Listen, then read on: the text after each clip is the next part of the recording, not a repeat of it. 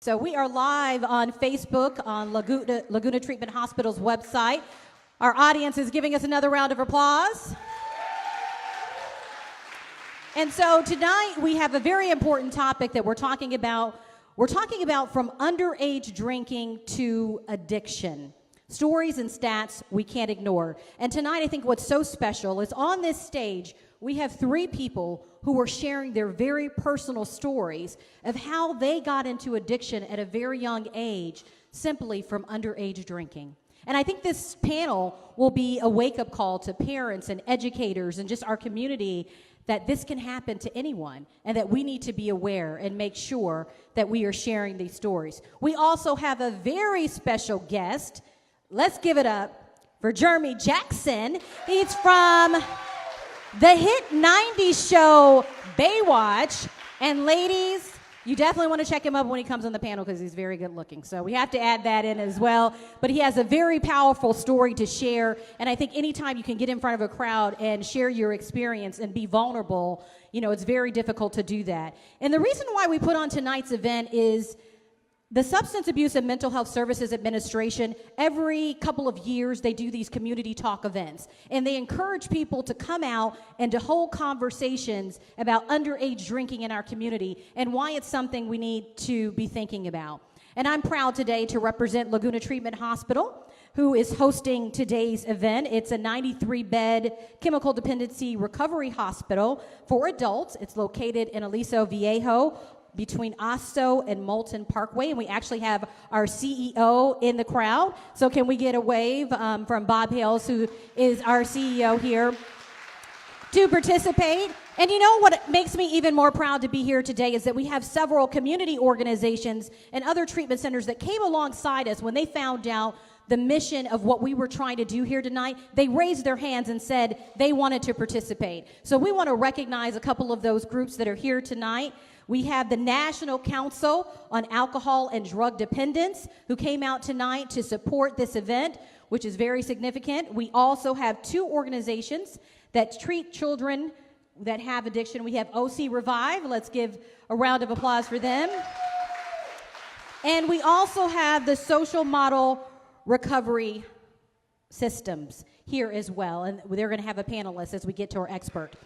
So one of the exciting things that we have tonight is, in addition to live streaming this, you'll be able to interact with us. You'll notice you have a card sitting on your chair. So if you have a question that you want to ask our panelists, write down your question, raise your hand, and we'll be able to get that question answered. We're also going to be taking questions from our live streaming audience. So welcome, live streaming audience on Laguna Treatment Hospital's Facebook page. If you have a question, make sure you ask your question there, and we will get that answered. Once we finish with our guest panelists, then we're going to have an expert panel come forward and answer some very important questions about addiction and about underage drinking and all of those things that you wanted to know or wanted to ask. You'll have that opportunity here tonight. So without further ado, I want to start with our first panel. And our first panel is made up of Mark. Well, Mark is actually not here tonight, but we have Tyler, who's sitting to my left here. We have Dana, who's sitting here to my right, and Morgan. And let me just tell you how much courage it takes to know that you're getting in front of a crowd, even though it's not a large crowd, but you're going out over social media, sharing your story. So we should commend them to be able to do that and to be willing to be vulnerable in their own stories. And I had the privilege of getting to talk with them in advance of this event and just hearing their stories. So I think they will be really impactful for our viewers who are watching over social media and also for our audience here tonight.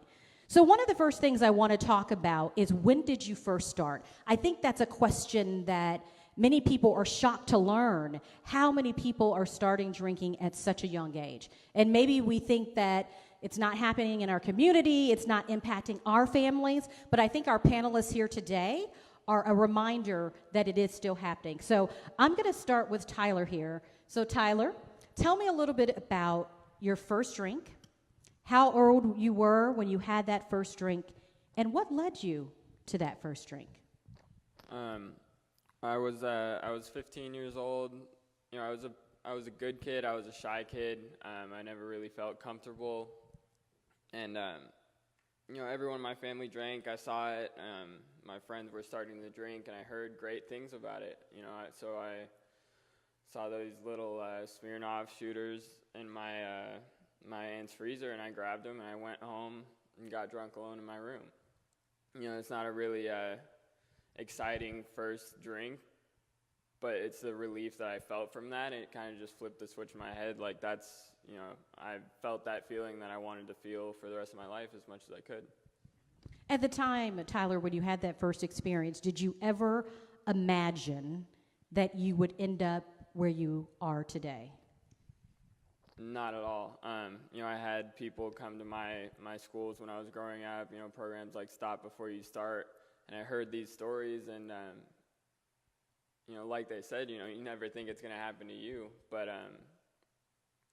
it's hard to tell even if I had any idea that it would happen to me, if it would have stopped me. But you never thought that this would happen to you, in all of hearing all those panels, that this would be your story. When you think about that first drink, how did that end up leading you to a point where you needed treatment? What happened? It was just I kept redrawing the line in the sand. I had all these things that I thought I was never going to do, and, taking that first drink at 15 was the first time that I kind of was able to rationalize it and justify it to myself. So, it just kind of made it easier to justify other things as I progressed in my disease. So, before you knew it, I was, a homeless drug addict who didn't even realize that he needed help until he was already admitted into, Laguna Treatment Hospital. Wow. So you went from the point of drinking to other drugs. Was it a stepping stone? Take me through how that even happened. Yeah, as a kid, you hear people talk about how alcohol and, other things are a gateway to other things. And, as a kid, it's kind of laughable. I never really took that seriously. But it was definitely a stepping stone to other things. And it, once you took that first step, it just made it easier to take each step down the spiral. And as you're talking about, you're taking each of these steps kind of down the spiral. What was rock bottom, or what do you feel was like the low point for you? I know you mentioned you were homeless, but take me to, when did you feel like you had really hit a point that was a low point? Well, the weird thing is, I've had a lot of physical bottoms where, it looked really bad on the outside, and, a lot of stuff happened to me where if they happened to, most normal people, that would have been enough to convince them to stop. But, the bottom for me was very much internal. I wasn't, on the outside things looked better than they had in a little while, but emotionally and, spiritually, mentally, I was just tired. I was tired of not knowing where I was going to sleep. I was tired of, only having, it got to a point where I only had one goal and one concern, and that was when I was going to get loaded next. And, I just, even at 18, when I got sober, I just felt like I couldn't do it anymore. I couldn't last.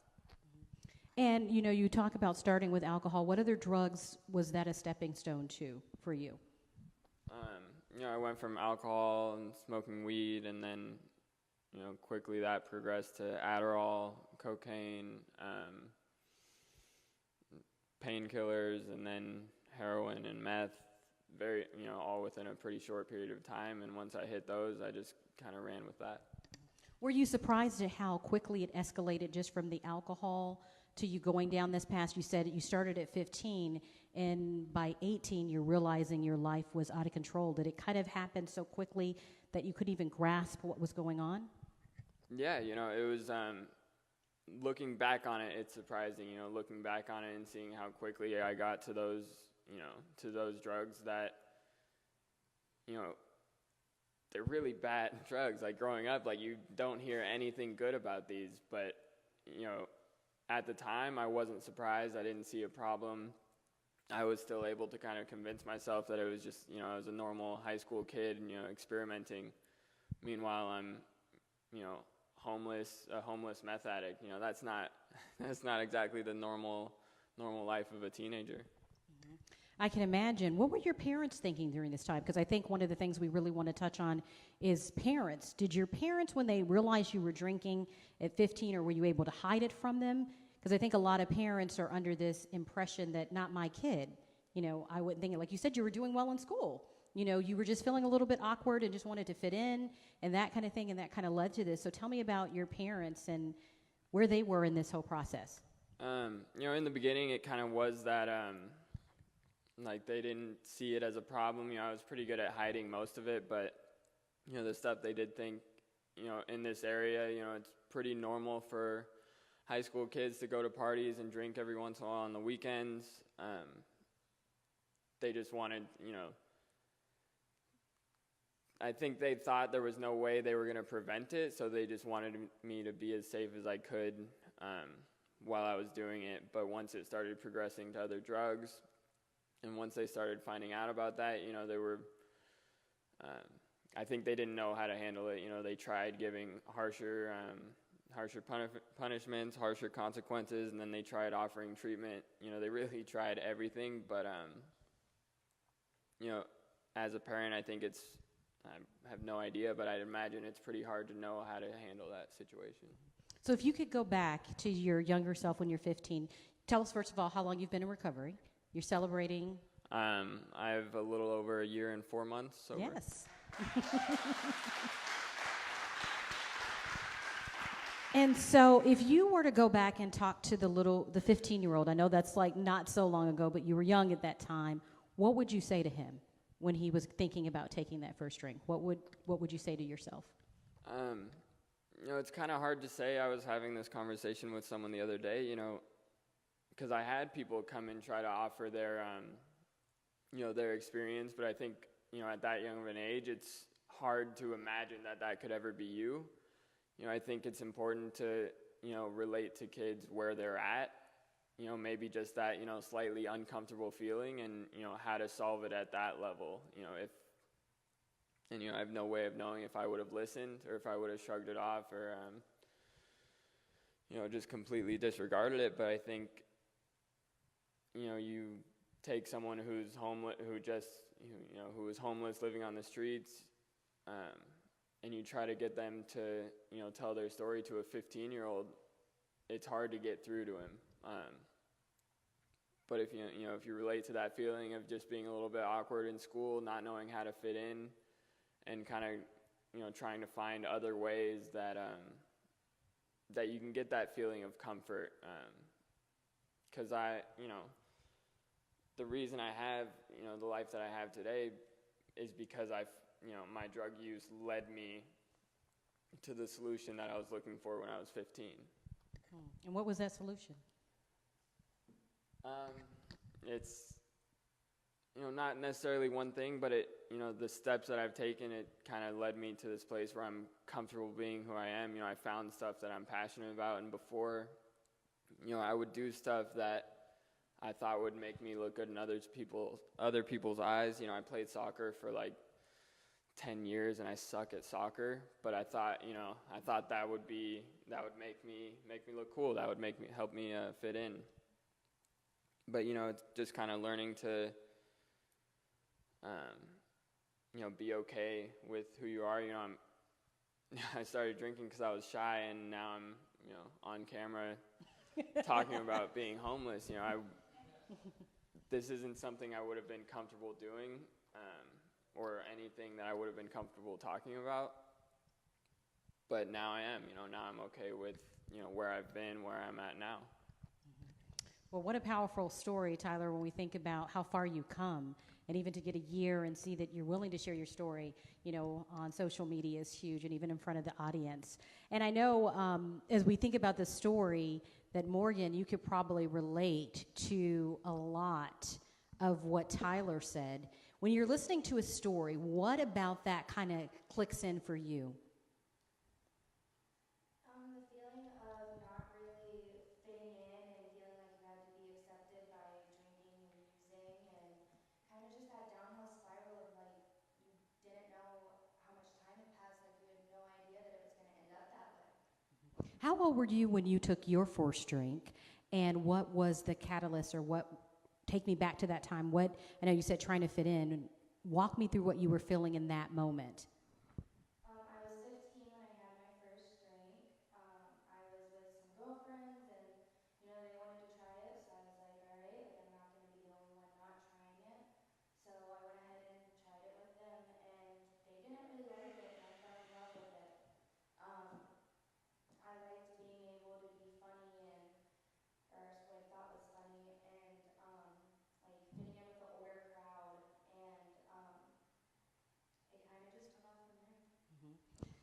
So at what point did you realize, or did you even realize, that it had started to get out of control? Like, what started happening in your life as a result of kind of having, you realized there was something different in how you felt after that first drink? How did that kind of begin to spiral for you?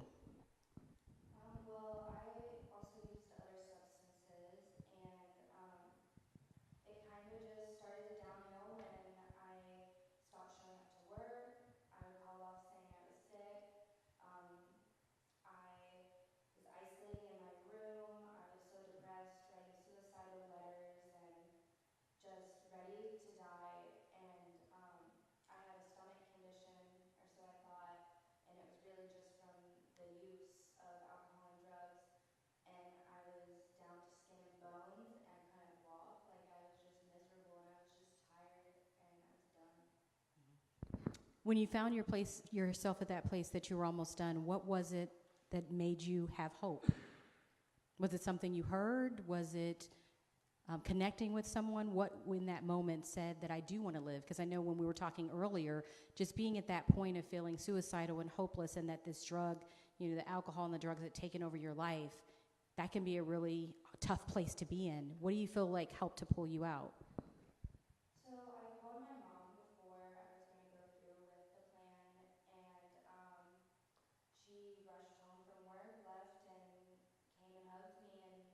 And honestly, just knowing that someone cared and someone loved me, because I definitely didn't love myself, and I had support, and she helped me find what I needed to do.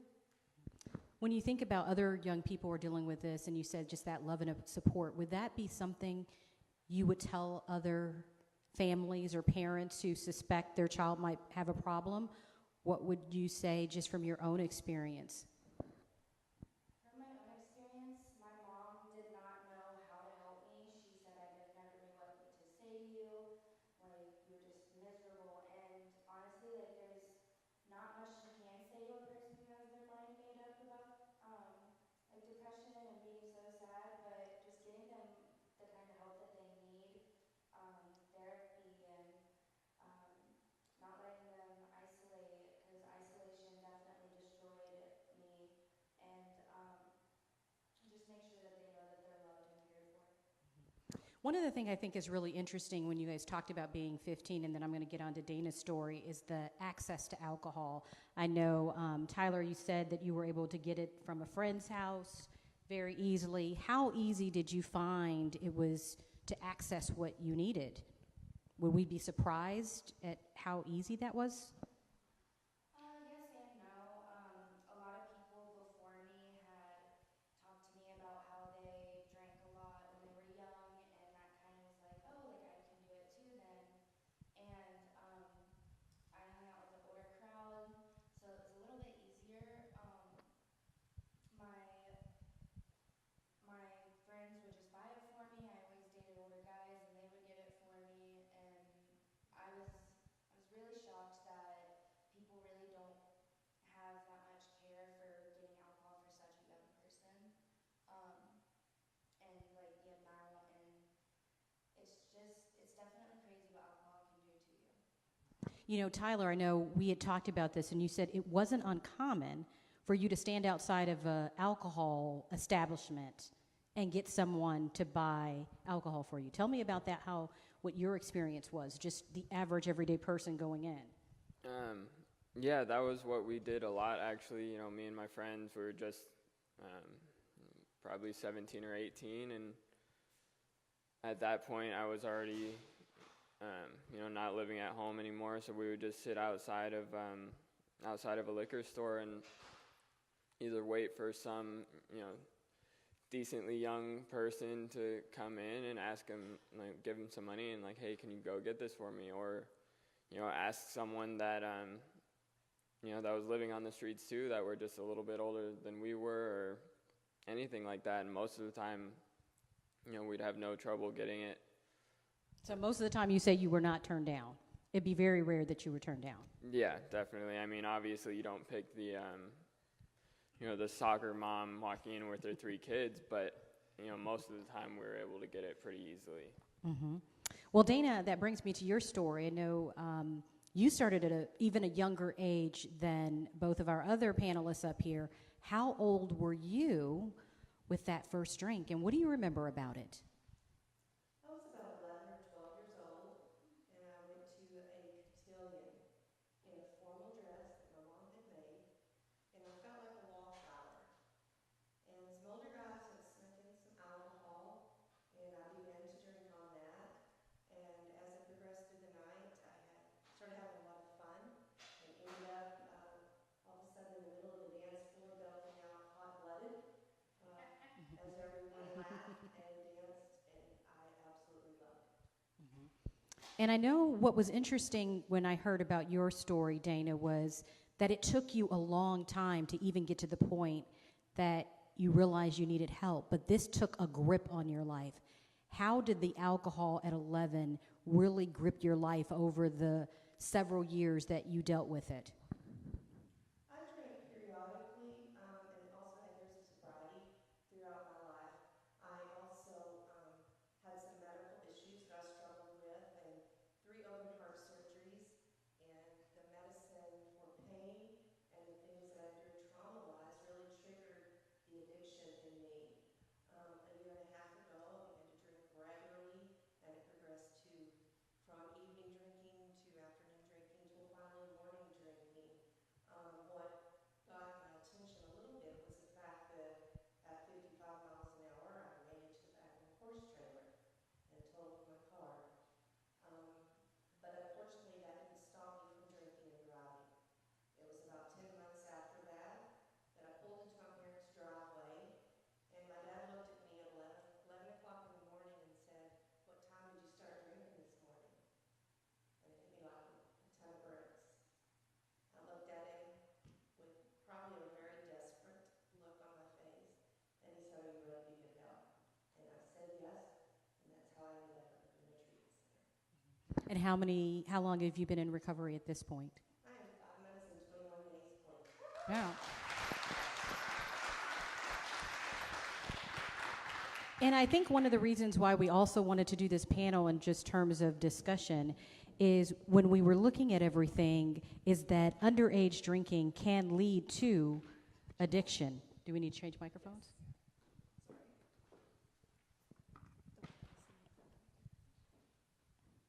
Okay, how underage drinking can lead to addiction. A lot of parents, I really want to hound the message home to parents that think it's no big deal. Do you guys find that, even in listening to your own stories or just meeting with friends or people that you talk to, that parents don't think it's a big deal when they find out a young person is drinking? What are your thoughts on that? I think my parents did think it was a big deal. Alcoholism had run in our family, but as far as them knowing that I was doing it at such a young age and identifying anything in me, I was very sneaky and hid all of it from them. So they really didn't know? They did not know. So what would be the warning signs? Like if your parents were looking, I know there was at some point, Tyler and even Morgan, that your parents realized when you were kind of going through the darkest parts of it, but what would be the warning signs that you would tell a parent to look out for, that if somebody had really been paying attention maybe at school or your friends that they would have noticed? For me, like the lying, I was constantly lying to my mom, constantly hiding things, slamming the door in her face. My attitude was terrible, and that's not who I originally am. And just the never wanting to leave my bedroom and the isolation, that was definitely my biggest signs, and sleeping in till like 5 o'clock, stuff like that. Dana, what would you say to parents? What would be your warning signs or things they should be on the lookout for? I think you just have to be present in your kid's life. I think you just have to pay attention. And oftentimes when kids are doing these kind of things, they become liars and they become sneaky and they hide things. And I know that I was sneaking out and had friends that we had access to liquor cabinets. And even though I didn't have it in my home, many of my friends did, and that became very easily accessible to us. And Tyler, what would you say? I mean, everything that they said, it's kind of difficult because, you know, most of the time kids have a lot of those traits just because they're growing up, you know, get defensive or isolate a little bit. But those are definitely the big ones, you know, just a big one for me was defensiveness. You know, I was, if I would get accused of something, I would passionately fight against it. And then I would scream my way out of there and I would go isolate. That's, you know, of all the people I've known in recovery, sorry, I wasn't even speaking into that. Of all the people I've known in recovery, you know, those are big ones. You know, it's either, you know, isolate or go get in the middle of a crowd of people that aren't gonna get in the way of your using. Well, I have one final question for each of our panelists before we move on to our next one-on-one interview. What do you wish you had known? I want you to really think about this. What do you wish you had known about underage drinking that you didn't realize until it was too late? What do you wish you had known? And Tyler, we'll start with you. Well, I guess I wish I would have known that you know, you don't have to have a rough childhood. You don't have, you know, nothing terrible has to happen to you for you to go down that path and for it to get as bad as it did for us and for so many other people. You know, I had those people come and share. But, you know, in my head, I always just assumed that they had a rough childhood. You know, something happened to them, something made them use. And, you know, a big thing that I learned was that nothing has to make you use. You know, sometimes, you know, even coming from a really good childhood, you know, there was really nothing terrible that happened to me. You know, I had great parents, a great family. You know, we did all right. And I still just had that, you know, as soon as I found drinking, you know, I got started off, and, you know, within 3 years, I was in my first and only treatment center so far. Okay. Morgan, what would you say you wish you had known about underage drinking that you didn't realize till it was too late? When I was younger, I would always say that I don't have an addictive personality and I can put it down tomorrow or something. And I wish I would have known that it truly is a disease. I wish I would have known that it can happen to anyone. Like he said, you don't have to have a terrible childhood. That really I just needed to deal with my emotions and be comfortable with who I am, and that I do have an addictive personality, and it can happen to anyone, and it is a disease that wants to kill me. Wow.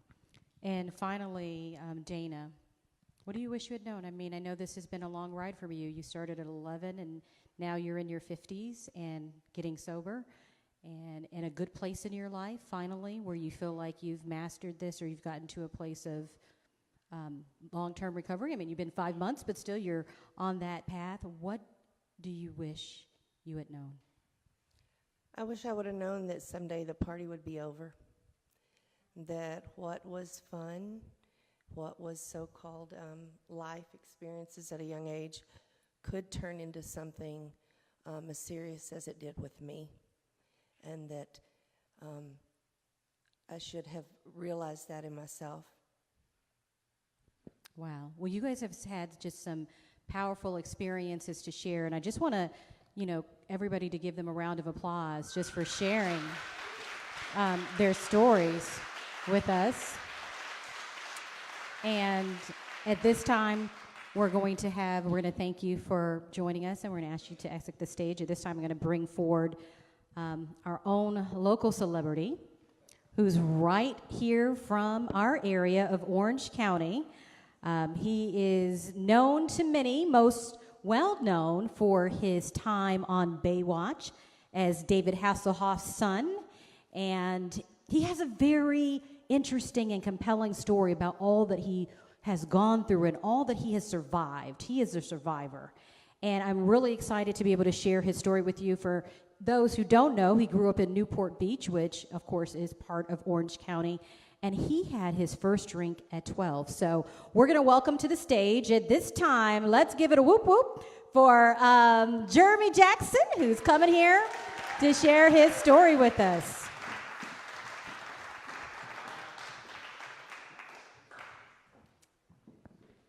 Okay, we're going to pull these chairs forward. So Jeremy, I'm going to have you pull your chair forward over here. We're just going to sit down and have a little chat.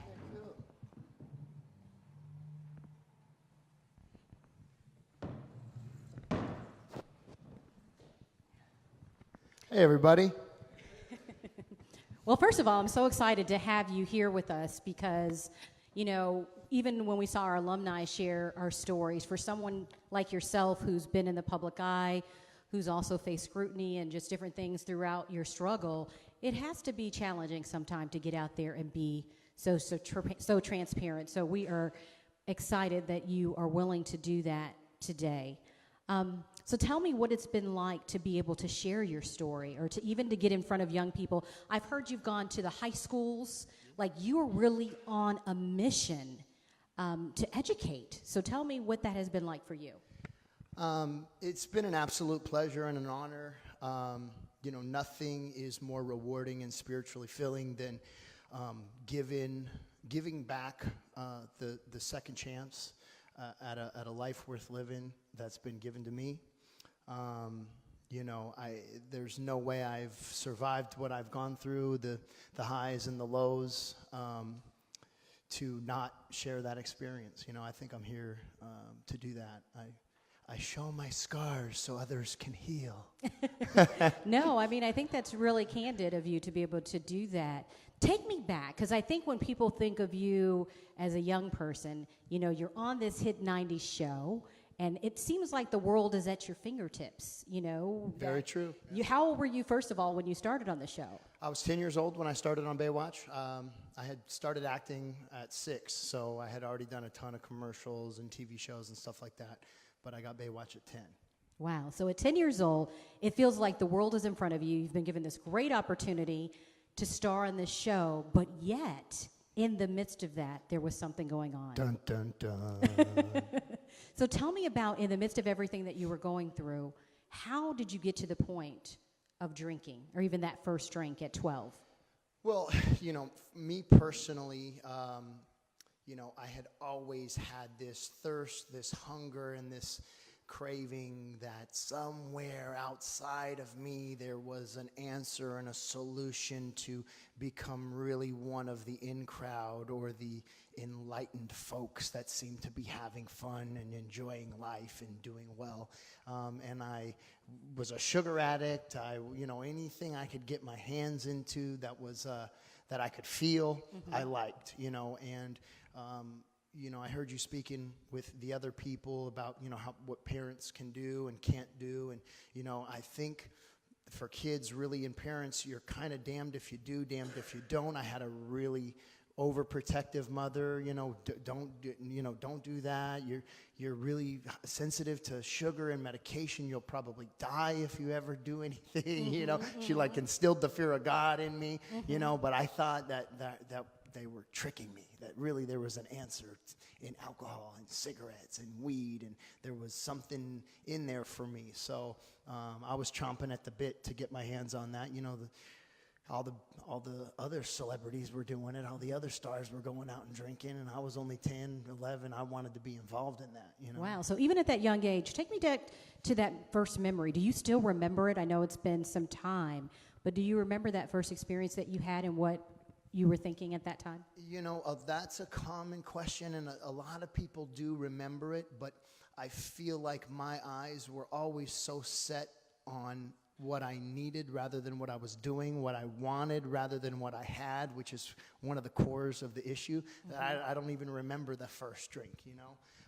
I can remember causing a lot of problems very early, ruining birthday parties and, you know. Wow, so you would be at birthday parties as a teenager? Yeah, yeah. Really? Yeah, yeah. My friend's birthday party, 13 years old, and I'm drunk, naked, crashing the entertainment system, trying to climb the walls or something. Like, that was out of hand. Wow. So when you're doing that, and you're also on the set of the show at the time, were people like thinking anything? Was there an alarm raised? Or because you were an actor, people just kind of overlooked it? What were you facing at that time? Well, you know, it was kind of a setup for failure because, you know, I would work intensely in the summer times, and the winter would be kind of off and on. So I would kind of get myself in a lot of trouble over the winter and drink and party and steal my own money and cause problems, and then pretty much go to rehab, get my act together for a month or two, and then come back to the set and do real good for 3 months and, you know, get the big payday, and then it was off to the races all over again. Of course, swearing up and down that I wouldn't do it again, and believing that I wouldn't do it again even. And so what was the reaction of, you know, David Hasselhoff, or the people who were around you, looking at you as this young child, 10, 12, 13, on the show, knowing that you're going to rehab and things like that? Did anybody ever sit down and talk with you, or was it just kind of the silent secret in a way? You know? We kept it kind of hush-hush, you know. I mean, I even hid it, most of the stuff from my mom. But you know, there was an incident where actually the day I quit the show, I pretty much kept it hidden until about 18 years old, 17 years old actually, and I couldn't remember my lines. I was so embarrassed and so insecure, you know, hadn't slept in a couple days, and I remember David Hasselhoff looked me in the eyes. You know, this is my childhood idol. This is Knight Rider. You know, this is, you know. Get to be his son had to be an experience in of itself. He's like, Jeremy, are you smoking pot or something? And, you know, getting called out like that in front of everybody, you know, and truth be told, I had been up for 5 days smoking crystal methamphetamine, you know, and I was like, I remember thinking, man, if you only knew how deep of shit I am in, you know, if you only knew the truth. I wish I could tell you, but it's a lot worse than pot, you know. And rather than cave and get honest and break down and get help, I said, screw you, with my middle finger in the air, and I walked off the show and I quit, you know. Wow. And that was one of many multi-million-dollar opportunities I walked away from and ruined. Was that really hard for you in that moment? I mean, when you look back, was it just the fear of disappointing your idol? Or was it the fear that people would look at you differently knowing that you had a problem? What was it that made you not want to say it in that moment when you could have gotten help? Well, I heard you talking about the isolation with some of our other speakers, and you know, it's really the being convinced that no one will really understand, that they won't get it, and you know, feeling like a leper. You know, it's like it's way too bad to tell anybody because you know, you're literally on death's door. You're literally risking your life day in, day out, and you know, you just can't tell anybody. It's too dark. It's too naughty. It's too wrong. It's too disgusting. You know, you know, the process of doing the drugs and the, you know, seedy places, and it's just like, wow, like this is horrible stuff I'm doing, and I could never tell anybody that, you know. So that's one of the biggest issues I feel like is, you know, being terminally unique, believing that nobody will get it and nobody understands, and that really cuts you off and can kill you. So the answer to that is connection. You know? Yes, connection. I could imagine that's a big deal. Connection and honesty will save your life. I wonder, since, you know, it's been years past, have you ever had a chance to sit down and talk with David Hasselhoff about that moment and what you're thinking? I'm curious if you guys have ever had that kind of moment together since then. Yeah. I've actually been able to mend all those relationships and still talk to him to this day. And I actually did a wedding reception at his house a few years ago, and we're still close and in touch. So luckily he understands and has had his own struggles. So we've actually kind of been buddies in that way. So what I thought would be, the nastiest thing I could never tell anybody actually turned out to be an opportunity for a deeper connection and fellowship with him, which is usually the truth in this recovery life. The truth really can't set you So free. it's like you got to connect with your dad. Even deeper, yeah. Even deeper. That's really awesome. Sometimes I wonder, like, when you said, like, you're in the throes of that addiction and your life is spiraling, is it like, how would you describe it? Do you feel like it was an out-of-body experience that you were experiencing? Like, I can't believe, like I said, you're thinking I'm in these seedy places, I'm doing things I never imagined that I would do. How are you in that moment, like, as you look back on that? Is it like almost like you're looking down on someone else's life, like, this can't be me? One of the most kind of looming and strange memories I have is, I would, every couple months, maybe 2 months, 6 months, I would kind of catch myself out of the corner of my eye in the mirror, and I'd go, oh my gosh, you're still doing it? Like, Wow. you said you were going to stop. Like, wait, like, what's the date even? Oh my gosh, it's been 3 months. Okay, tomorrow for sure. And then I would flash forward to 2 months, 6 months, 3 months, whatever it was, and be like, like, this is the first time I've remembered I said I was going to stop 3 months ago. Wow. Oh my gosh, it's really bad now. I'm even 10 pounds lighter, blah, blah, blah, blah. I've lost this, I've lost that. I've gotten deeper. Okay, for sure, going to stop now. Like, God, tomorrow, fresh start. And I wouldn't remember again for a long, long time. It's a nasty, nasty disease. And that's what I think we really need to get the message out about too. And I think one of our panelists, I think it was Morgan who actually said this, is that if people would realize that this wasn't a choice for you, this is a disease. Yeah. And I wonder, was there ever a point where you realized, I assume when you were going through treatment and trying to get better, that you realized that this was a disease? What was that like for you to realize that you weren't like a leper? Right. As you said, that you felt that way, but this was something that many people are dealing with, and that there is something biological connected to it in terms of it being a disease. Yeah. Well, it was incredibly empowering, really, because I realized that it could be wielded in my favor, that it was a double-edged sword, that on my own and under a facade or without wisdom and deepening my spiritual life and continuing to sharpen my mind and learn and more about it and help others, without that I was screwed to a fate, really, a bleak fate. But armed with some spirituality, armed with some fellowship, armed with a story to tell, that I could actually be my best self ever. Wow. So yeah, it was really empowering.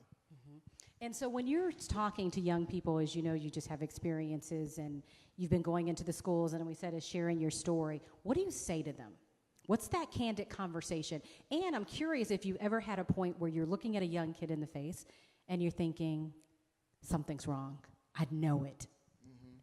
How have you faced and dealt with that kind of situation? And what do you usually say to them when you have that opportunity? I usually try to listen.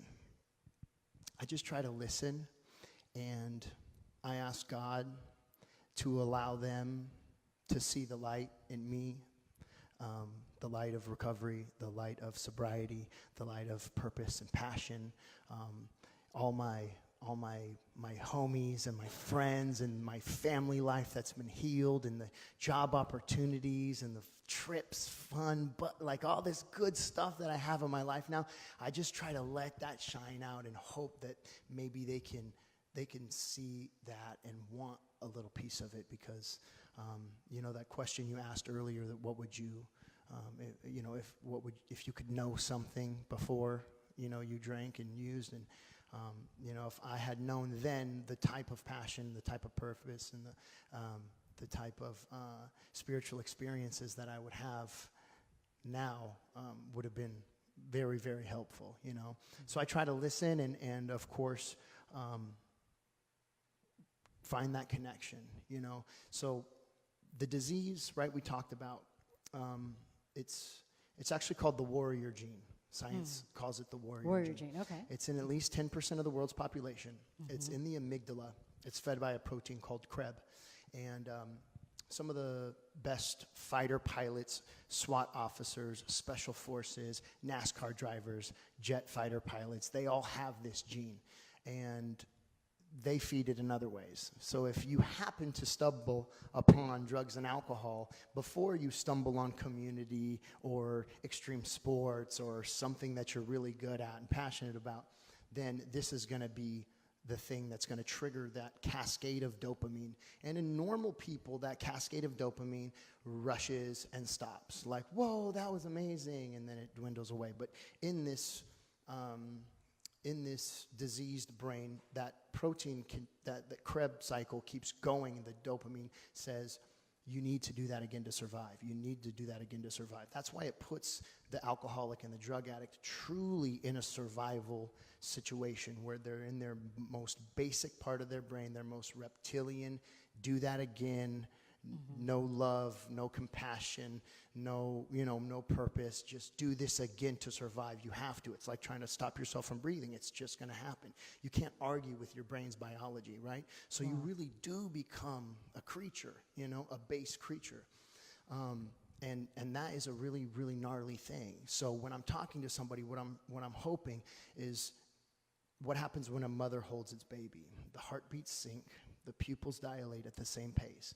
And when you come into true community and you become on the same wavelength with them, that diseased brain, that mutation of the brain settles down, and they forget, I have to do that again to survive, because they're fed in that moment by some love and some companionship. And if we can keep that quiet long enough, it might just say, hey, okay, maybe I can just keep doing this one more day. Right. So that's what I hope for every time I'm talking to somebody. That's awesome. And I just It's a think real thing. I know, just having that connection. And I think people would be surprised, if we were looking at some of the local stats of how many kids are drinking or have been binge drinked or tried drugs. Do you find when you're in the schools that people would be surprised at the number of kids who are probably experimenting or getting into that? I was blown away, really. The types of questions that were being asked. I was like, oh my gosh, really? We're that low on the, knowledge scale? Like, where are these kids getting these drugs from? I'm like, are you serious? Like, everyone's grandma has it, or, you know what I mean? Or uncle or cousin. And it's so easy. You go on the internet. It's like everywhere. Like, wow, we really need to raise the bar and open some eyes on how serious it is and how, I think everyone's going to try it. I mean, yeah, there's 10% that are total addicts, right? There's 10% maybe that are just, I'm really never doing drugs. Like, God bless them. Awesome. But, there's this big range in between that could easily fall into the 10, or might just use and drink with immunity and have fun and take it or leave it. And that's really cool. But we have to kind of educate the whole bunch so that 10% knows there really is a solution, and there really are people who are recovering. There really is answers. There really is a way out, and the way out will actually make you more stoked than the other 90% of the people, but don't tell them. No, that's pretty cool. Because I think it's just so important that parents have a wake-up call, because they're really shocked, because people probably be surprised when I hear you were doing, all types of drugs. Like, how are you getting access to this? Like, how do you even know where to go? I mean, it just makes it more fun to try, Like, human beings are amazing manifestors. People that put their minds to making billions of dollars, millions of dollars, having mansions, they do it. When I put my mind to being on the cover of fitness magazines and having this buff body, I did it because I really wanted it. So when your brain is locked on getting a head change, you're going to manifest it. You're going to just like attracts like. You're going to start attracting bad people into your life just randomly on the street. It's just going to be spiritual battle. You want yucky? You'll find plenty of yucky out there. Wow, it's that easy. Yeah. Oh, wow. So when you think about back over your life, I think sometimes you've got a hard rap sometimes in the media, as you've gone through things. What is that like, having to deal with this publicly? They're like, oh, Jeremy Jackson did this, or, having to deal with the ramifications of some of the things that have happened, but realizing that that's part of your disease and you're striving for better and you're at a good point now. How has that been for you? Well, it's luckily, between my mom, my church, my buddies, I have enough amazing people around me who really know me. So I'm like, you know what? If they think one thing, so be it. The people that know me and love me the best know the truth. I know the truth.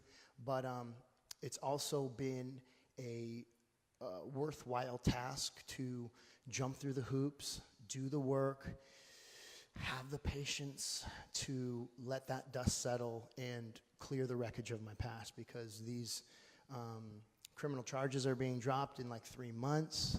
So I actually have an email into Joe Rogan. Hopefully I can go on his show, because I think he's a huge platform to really tell the truth. Oh, wow. Okay. Dr. Phil wanted to talk to me, yada, yada, yada. I've been putting it off. It's been almost 3 years of digging in the trenches, staying low in the center of the pack, working in rehabs, taking small jobs, not letting myself get too far ahead of myself or try to get back into Hollywood or anything like that. And I think what's the word I'm looking for? The victory's coming. You know what I mean? The truth is coming out soon, and it's been a real learning process and an educational process to kind of be okay with it for now. Do you see yourself writing a book or any kind of thing like that in terms of sharing your story? Yeah, that's something I would love to do, and hopefully will happen. Yeah. Well, one of the things as we wrap up with you, and I want you to continue to sit on our panel, that I think that you're a testament that this disease can have highs and lows, but the person that perseveres to the end can make it. And so what would you say to someone out there, even a young person who finds themselves in the throes of alcohol and realizing it's getting out of control, that there is hope through your story? What would be your final words of that?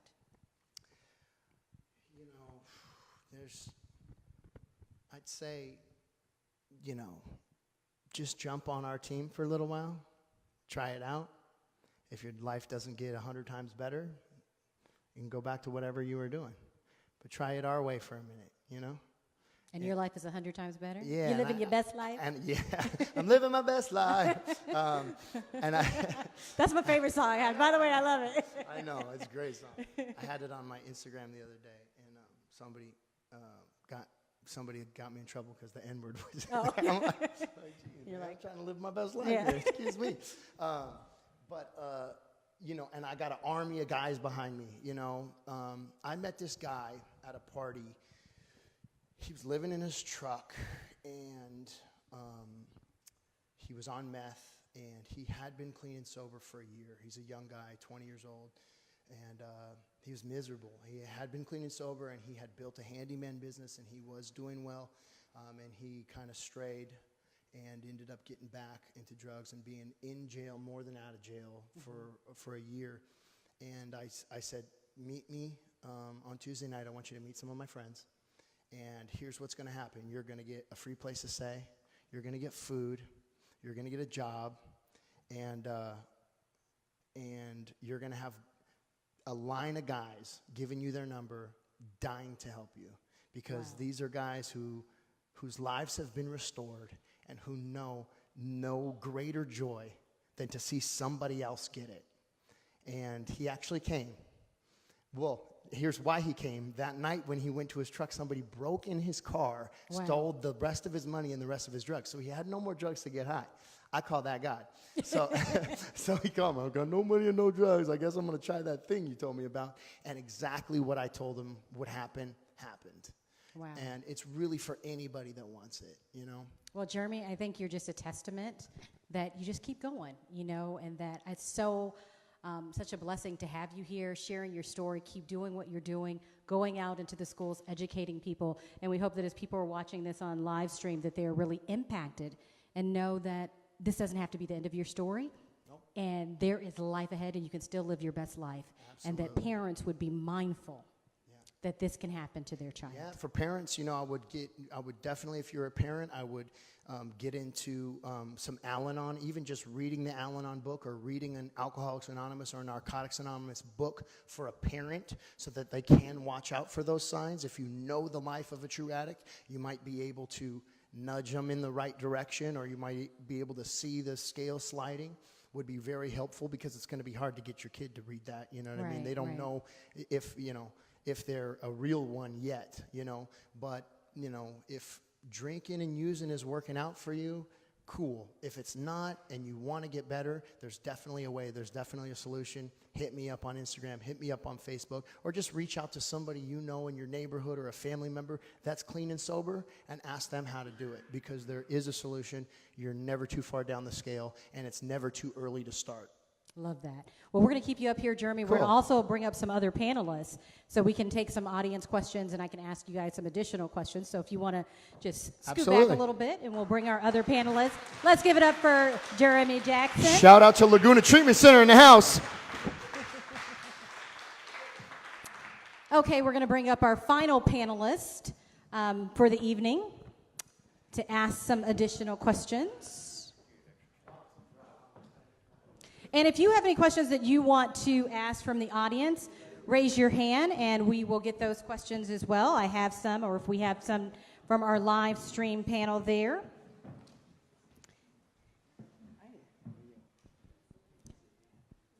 Okay.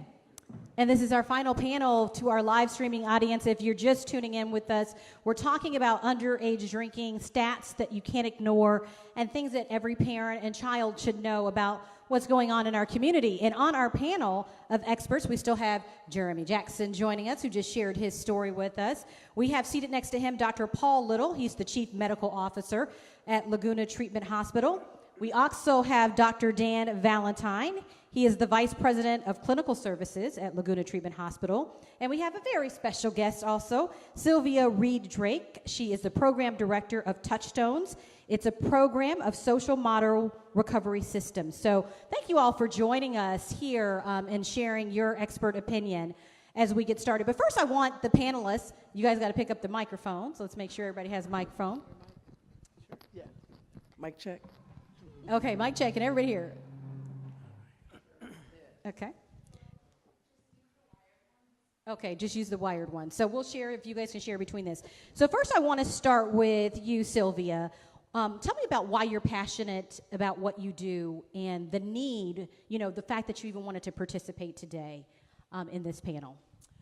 Well, I'm very passionate about just helping people and saving their lives. And I had an opportunity to work with couples, and from there I was a middle school counselor, and then I would go from the middle school into the jails and then see that 13-year-old, 12-year-old, again at 18, someone that resembled that individual, and actually working with the families and just seeing how the homes were broken.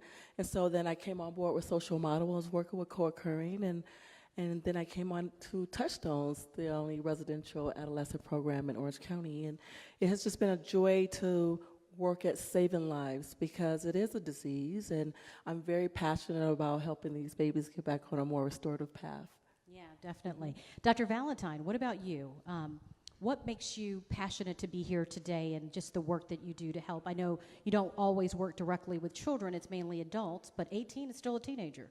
So you get them as they're kind of coming through this process and maybe beginning to realize that they have a problem, or someone has realized that. Yeah, absolutely. In fact, part of the passion of why I've been in this field for such a long time is the panelists and the inspiration that they give to me and give to others that work in this field. That kind of, wow, we can change people's lives. We can help and assist and bring people forward in their own recovery and see lives be transformed. So it's a journey, particularly when we're treating adults here at Laguna, to look at the opportunity of maybe moving this upstream a little bit and being in prevention, early interventions, early treatment for adolescents. I think that's an exciting part for us to want to really be a part of. Mm-hmm. Okay, so let's ask you, Dr. Little, like what makes you passionate about what you do and just participating today? Addiction and alcoholism is definitely a family disease, And I've seen it as a physician working with families, but more so it happened in my own family and even happened in myself. So I'm in recovery, and I do this to maintain my recovery. Wow, that's a powerful story. Now, Jeremy, I know we heard a lot about your story already, but one of the first things I want to get to is when we think about, and this is like a biological question, whoever wants to answer this, is why age matters when we think about young people starting to drink. There's something in terms of brain development or something that is impacted compared to an adult. Who would like to answer that question? Just helping us to understand that. Well, maybe I could step in just real briefly, and certainly anyone could share along. But really what we know about the brain is the development of the brain really doesn't come to full force and to full fruition of making good decisions until about the age of 25.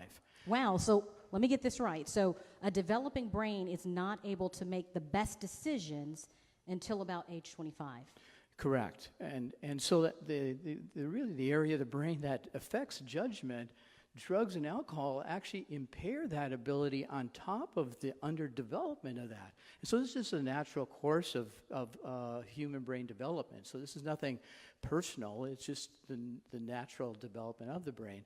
So what happens is that the judgment becomes even more impaired. So the ability to say no, just say no campaigns just really are not what it's about. Because there's an impairment in judgment and being able to understand the gravity of the situations that are around us.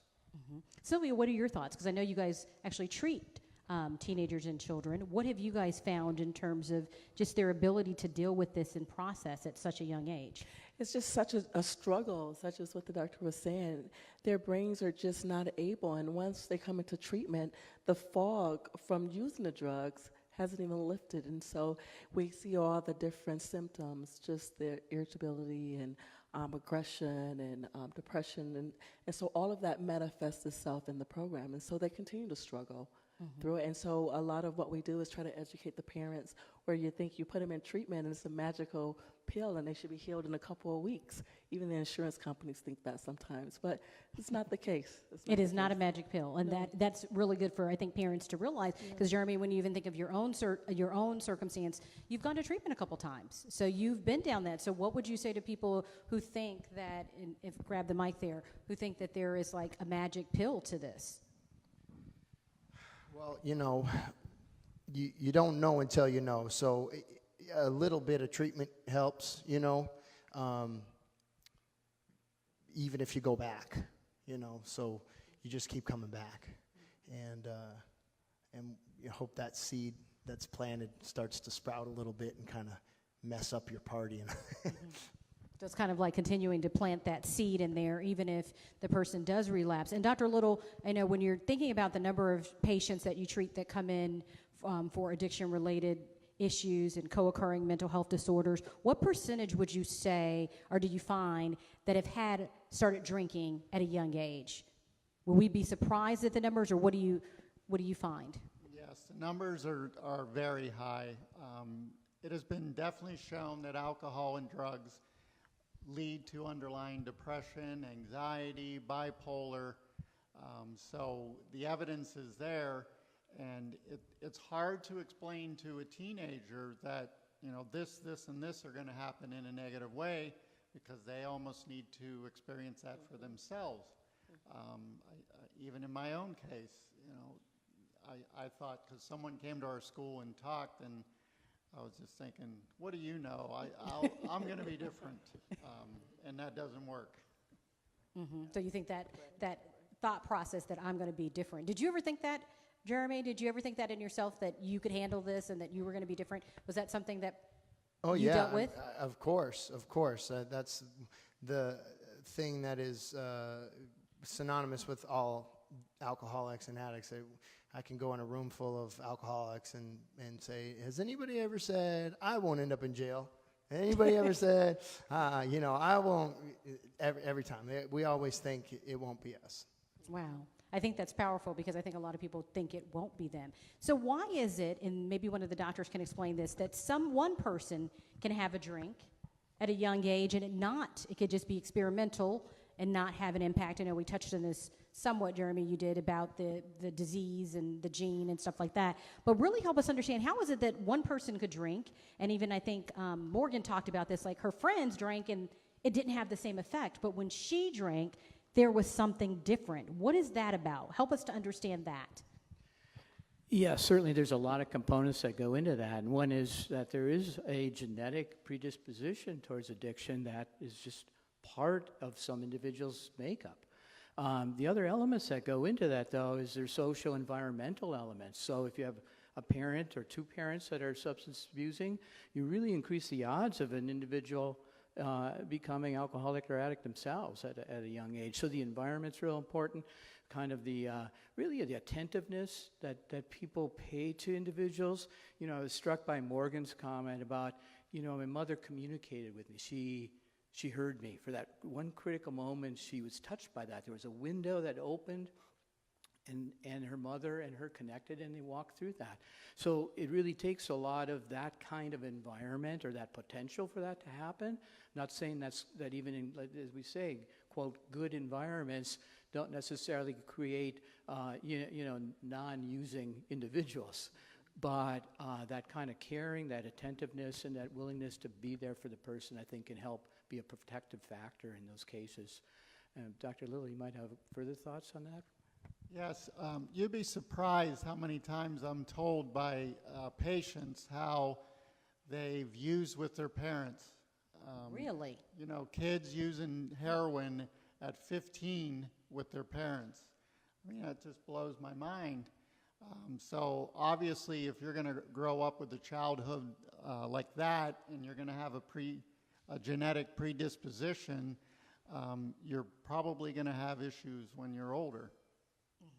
So we have a question from the audience, and one of the questions came, is drugs and alcohol run in my family? And so maybe, Sylvia, you can answer this one. Drugs and alcohol run in my family. I have a 13-year-old son. How do I prevent him from going down that path? I mean, I know you talk to families. Like you said, you've seen it from the schools, working in the middle schools, to seeing them in jail, to seeing them in treatment. What would you tell that parent they can do from your perspective and your expertise that you've seen in treating this? I think I would go back to what Morgan was talking about earlier.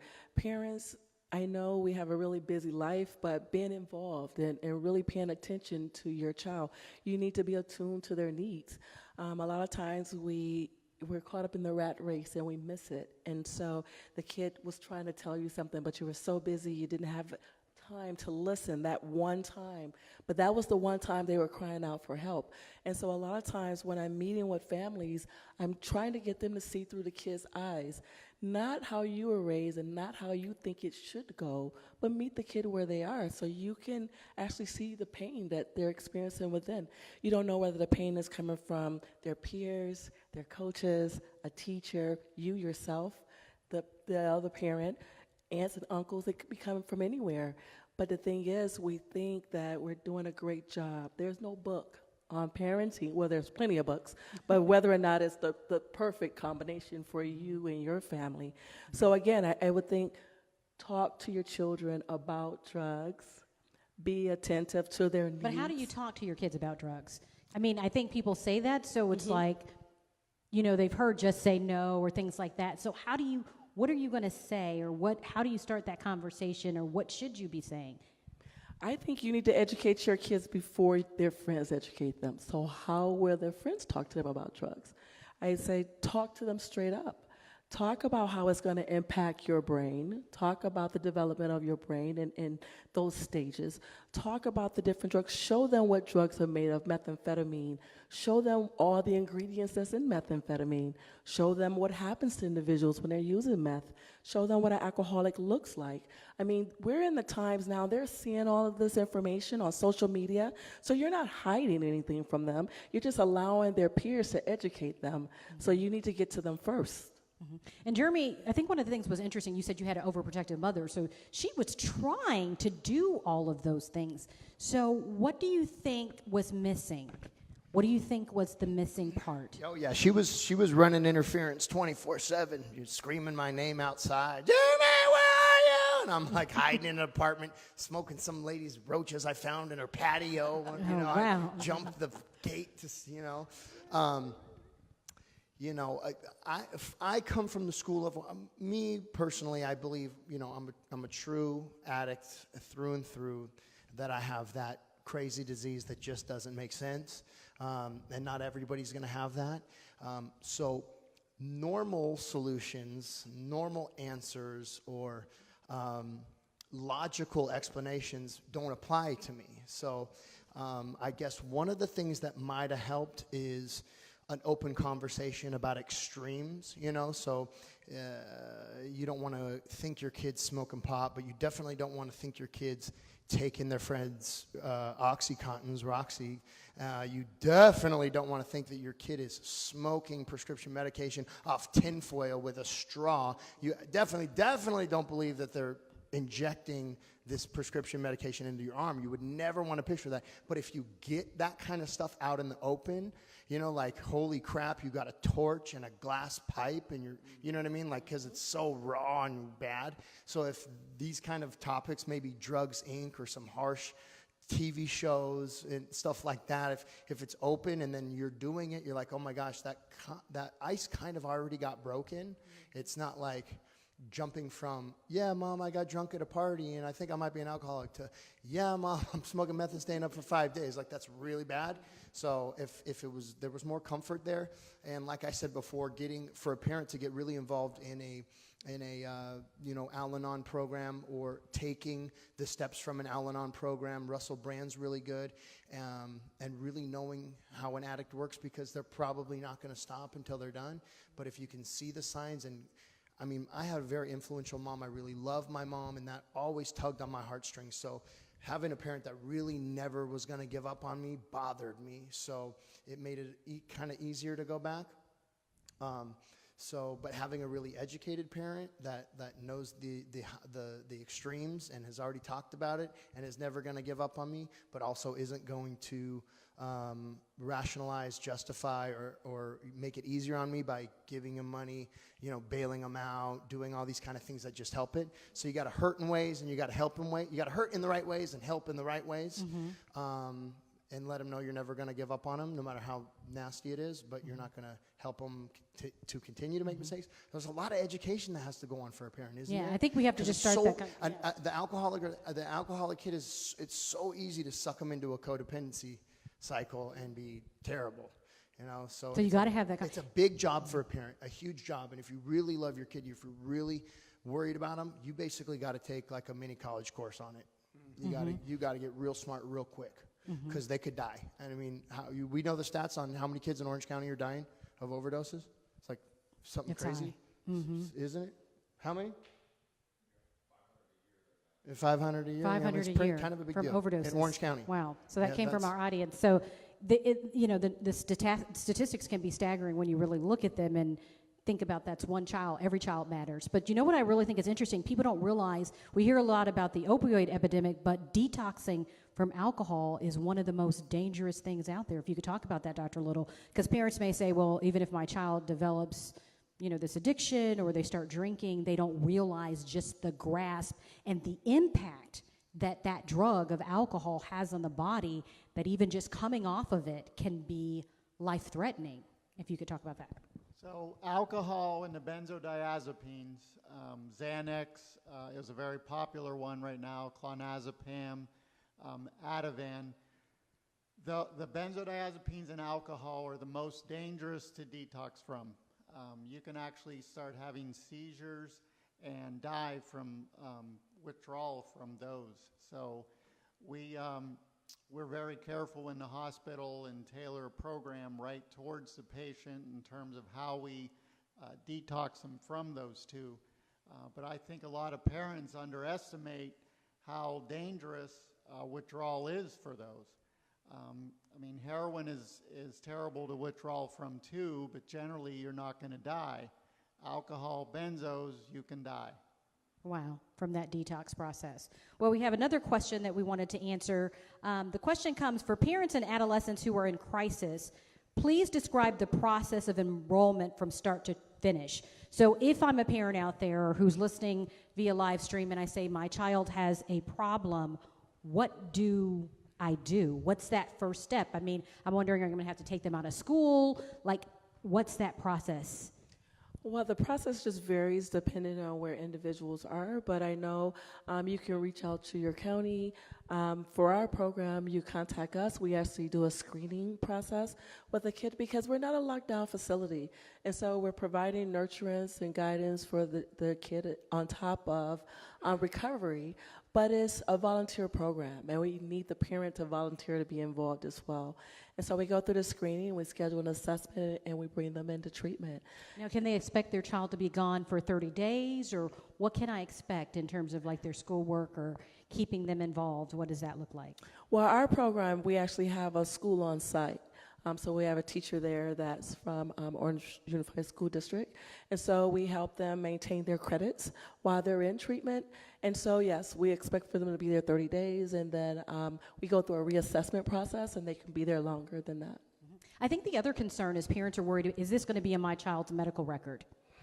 How do you overcome that stigma? Because you think if somebody's 13 or 14 or 15 and you're putting them in treatment, or even 18, parents may feel like, is somebody going to look at my child's medical record and know that? I would assume that could be a concern. Well, I'm sure it is. There's HIPAA, so they're in treatment and everything is confidential unless they sign a release for their information to be released to someone, unless you have some other kind of experience with that. Yes, exactly. You know, and a couple of things that I wanted to touch on, coming back real briefly to Jeremy's comments about the educating part of people helping others and significant others get into treatment. I mean, that's an important part of the whole element, and there are many resources out there for learning about signs and symptoms. You know, the elements of isolation that were talked about, depression, other symptoms of friendship changes, that maybe school performance drops, things like that, about paying attention. And I think what that does is give a cluster of support to the individual that's seeking help. And so I think we're going to kind of front load that. And that involves the family, and the entire successful array is the support of the individual. It's not an individual process alone in treatment. Yeah, it's a family process. But I think what you said, Sylvia, is so important for parents to realize that there is protection. There's HIPAA, which in order to release your medical record, you have to give permission for that, so that parents can feel safe in getting their child help and not have to worry about those additional ramifications. The next question comes from, I think this would probably be for Dr. Little. How do you use medicine to treat alcohol addiction? I think that's a very interesting question because, you know, there is a movement where we talk about abstinence only, but I'd also know that there is a movement towards medication-assisted therapies that can help someone. Can you talk about that? Yes, there's a variety of medications out now. The oldest one you might have heard about is Antabuse or disulfiram. That has a negative connotation to it. The alcoholic has to take that medication every day. If they do take it and drink on top of it, they're going to get severely ill. So by having that negative reaction, it tells the brain, I better not do that again. The problem with that is generally the alcoholic will stop taking the medicine and then drink. The newest thing we have out is naltrexone, which comes in a tablet form, but then we have that in a shot form that can last 30 days. So if someone's leaving treatment, we try to give them these medications to help give them a longer chance to stay clean and sober. So if you're leaving treatment and you get a Vivitrol injection, that may increase your chances. And if you couple that with going to meetings and talking to guys like Jeremy and stuff, that'll help your chances of staying clean and sober greatly. So next question from our audience. Say you have a child who you think just smokes and drinks every once in a while, and they're not sure if this is just a typical teenager. How do you determine typical versus needing help? And I don't know if, Jeremy, if you have some thoughts on that.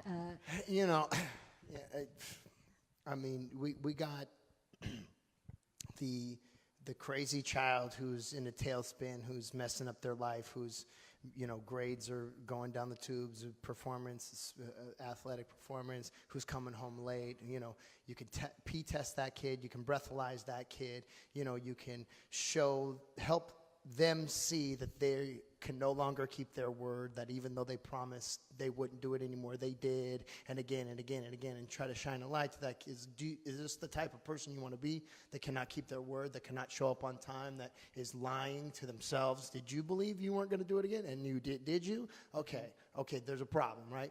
And then if you got a kid that's just drinking and smoking, maybe that's just, maybe that's just a paradigm shift, a life choice. Do you want to be fat, stinky, smoking loser, or or you want to be a stud? You want to be a ripped, spiritual, awesome leader? Because I've never seen anybody give a speech from a podium about how they built an amazing business, or how they took over the world, or how they empowered millions, because thanks to drugs and cigarettes and booze. If it wasn't for cigarettes and booze, I'd never be an Olympic gold medalist. Nobody ever said that. So some people do have a choice, and that's kind of just what kind of person do you really want to be, because it's not going to help. Bottom line.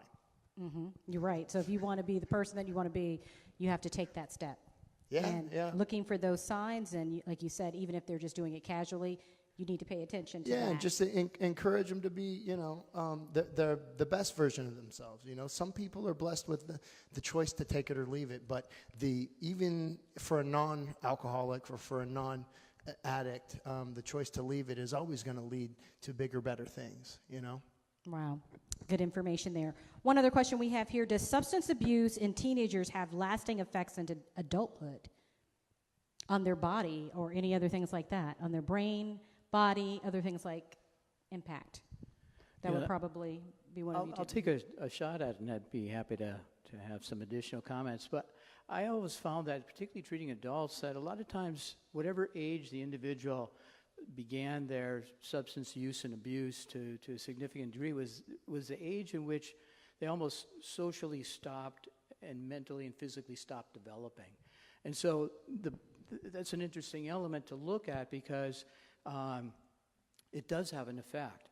The good news about it that I found, though, is that you can catch up. And so that there can be in sobriety. Kind of like if you stop smoking cigarettes, your body can at some point catch up and regenerate itself to some extent. Absolutely. And I think you can grow up quickly, too. So it's not like it takes year over year of the times of the years you miss. It doesn't take that many years. You can really, with consciousness and good recovery, you can really make a good dent on that maybe delay that took place on an emotional, physical, and mental level at those teen years when they did use substances to abuse. So that's kind of a feeling I have in treating adults, and that back perspective of what age they were regressed to, if you will, when they started abusing. Do you have any thoughts on that, Sylvia, in terms of just them being able to rebuild those things that were lost? I do. With working with adolescents, obviously, or even working with adults, when you're using substances, you're neglecting things. And so, most importantly, physically and emotionally, you're neglecting. And so, like the doctor said, once you get back on a more restorative path and you start focusing on yourself, you have an opportunity to start to heal some of that. We have young kids, they come in, and obviously they've been using substances for a little bit, and they have some real physical illnesses. But once they're in treatment and they're connected to doctors, they start to see themselves getting to a place of wellness. Yes. So there is that ability to do that. I think that's a powerful story there. We have one final question that we're going to take for you all, and then I'm going to get final thoughts from you as we wrap up this panel.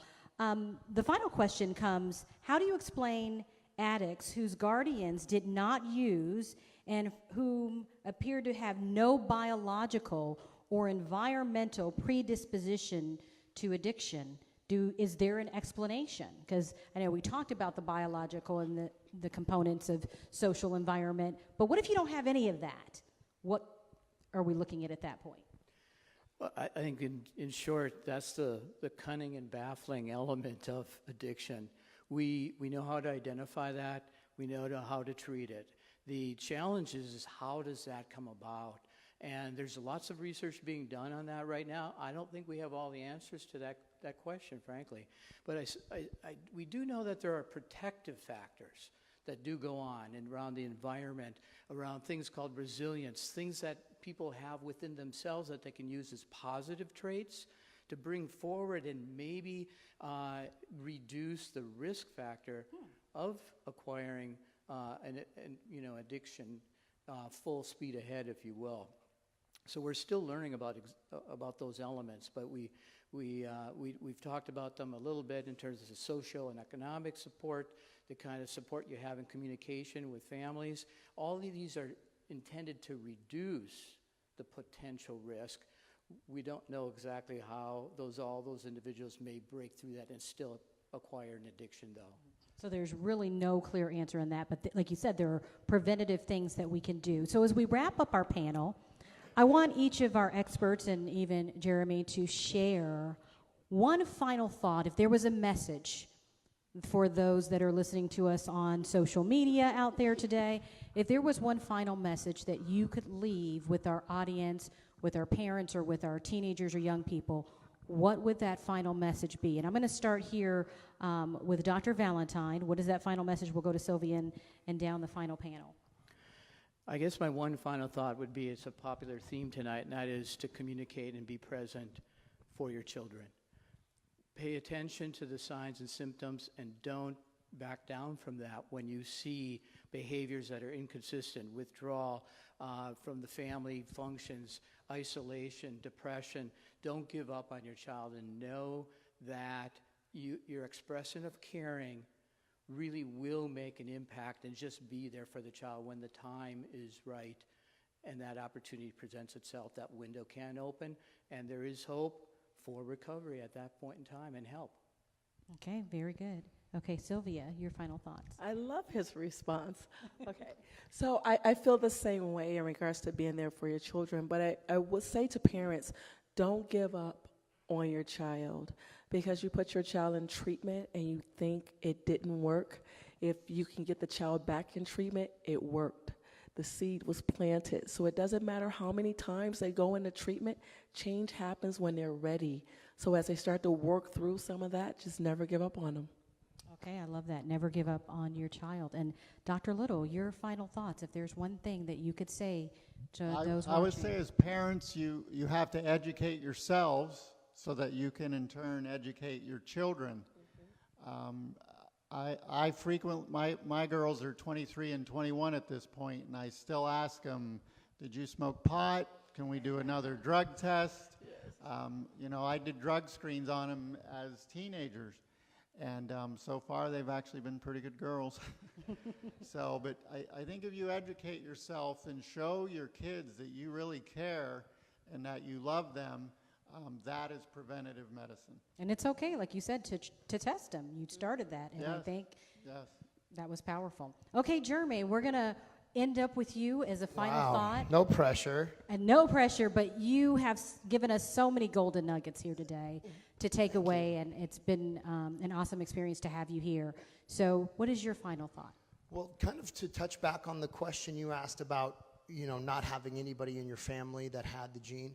The way it was explained to me by Dr. Drew Pinsky when I spent some quality time with him, that we talked about a little bit before about that warrior gene, that survival gene, that gene is actually here on purpose to make sure that no civilizations go completely extinct. So at least 10% of a population, where you're talking about a small indigenous tribe in the Amazon, or you're talking about some nomads out in the desert, that at least 10% of them will have this gene, because they will be the craziest mofos. They will do whatever it takes to survive. They will rush into battle. They won't take it lying down, and they will win. So if you are someone that has an extreme problem with drugs and or alcohol, you have this superhero gene that once you address it, and once you get it in check, you have abilities that not everybody else has. Time slows down in the eye of the hurricane. You become very acute, your sense of smell, your sense of hearing in extreme situations. So you're going to kill it in business. You're going to kill it in sports. You're going to have some extra juju when you need it. And you can access that by jumping on the winning team. And if you're not one of those people and you just having a problem with alcohol, or you're a parent that's kid is being a little wild, do everything you would do for the extreme alcoholic too. Just go through the whole rigmarole anyway, because this is the only disease that tells you don't have a disease. It kills more people than anything else. If your kid had cancer, you would do everything and anything. You would spend your last dollar to make sure they don't die from it. You would put your job on hold. You would do whatever it took to make sure that they survived. You got to do the same thing when it comes to drugs and alcohol, especially if it's getting nasty. Because all the stuff that we do, the guys that are going to die without it, I'm one of those that will die without solution. All the stuff that we do will activate anybody's life, even if you're not a real alcoholic. It'll still set your life on fire and open your eyes, open your heart, and open your mind. So it's a win-win. I love that. And to leave on that note, just you can be a superhero. Totally I love that. Yeah.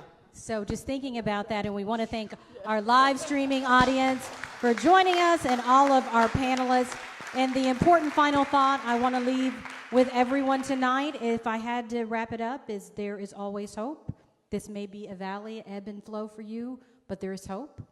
And to never give up on your loved one. And I think that's powerful, and to pay attention. That's the best gift we can give to anyone. So thank you all. Watch the music too. But I want to thank everyone for joining us, and have a good night.